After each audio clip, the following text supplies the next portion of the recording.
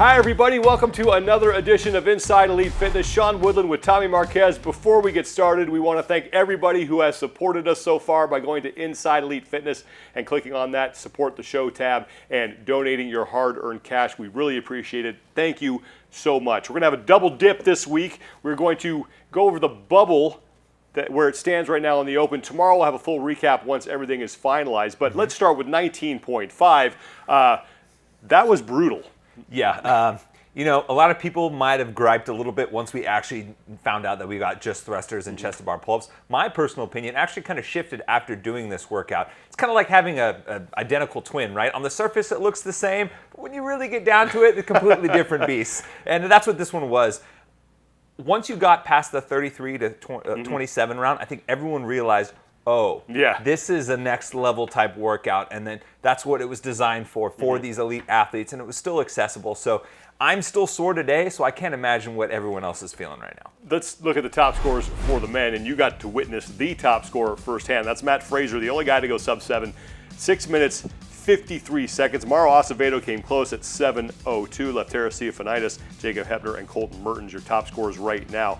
You were at that Open announcement, and for people who may not have seen that, you actually said Matt Fraser could go sub-7 on that. Why did you think that? Well, we had kind of a direct comparison from last year when we had 18.5, which was chest to bar pull-ups and thrusters in an ascending ladder, max amount of reps in 7 minutes. And kind of looking at what Matt Fraser was able to do in that 7 minutes, he had 198 reps. There's about 210 in the workout.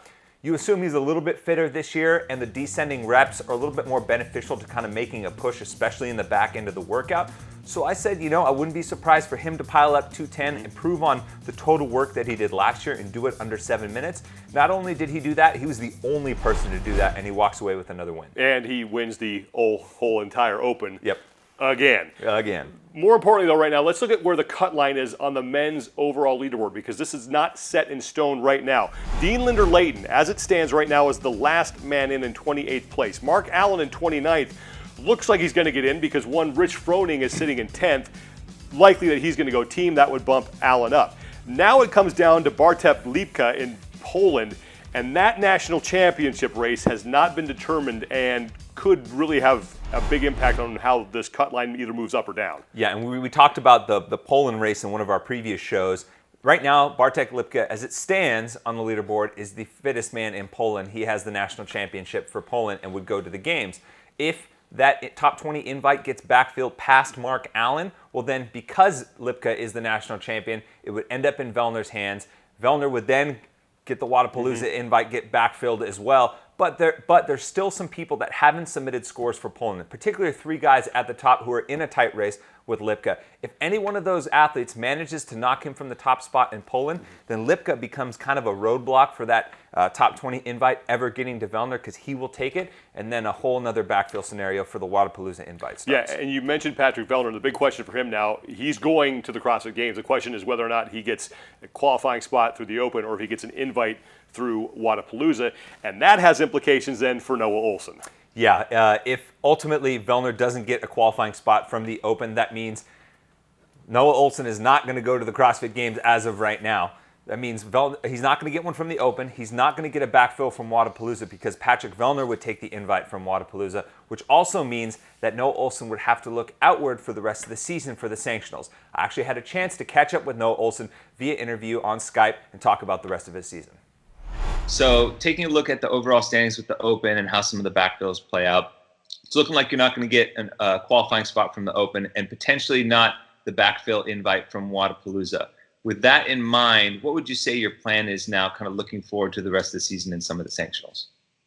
Yeah, unfortunately, it's looking like that is not going to pan out. But I think that as we've kind of gone through the season step by step, I didn't want to make a plan for what was next, just because I feel like that would almost be like putting bad energy out there, assuming, hey, if I don't qualify through Wodapalooza, then there's this. And if I don't qualify through the Open, then there's this. So I tried not to do that. And I don't think that'll leave me scrambling by any means. I think now I've got a little bit of time to sit down and map out what competitions make the most sense to go compete in. And that's definitely the plan. And I've seen a couple people post like revamping for October, and that's definitely not my plan. I'm going to be at this year's CrossFit Games, so just a matter of finding out how. And just kind of off the back, I know you mentioned a few. Is there any sanctioned event that you kind of got circled like, I would like to be at that one?